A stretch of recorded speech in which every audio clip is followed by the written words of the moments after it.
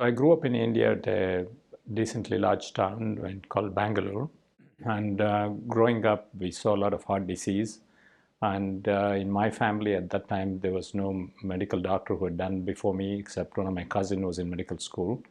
So it was always a ambition from me and my parents to do the best and be at the best place in the world to practice.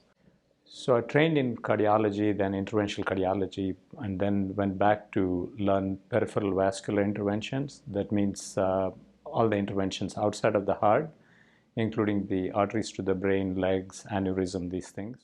So first and foremost, I try to get to know the patient. I try to figure out where they are from, what's their family situation, are they married, are they single, do they have children, what kind of work they used to do, what do they do now, what's their lifestyle, where do they live, and that gives me a background, and that helps me a lot because I want to know what's their functional capacity, what's their understanding of the disease, what they used to do, and then I can get into the history itself, and then we figure out what's their problem and how we can tailor each treatment. The patient follow-up, usually we do it at 30 days. Of course, we see them the next day and make sure that patient is going home, but most patients come from far.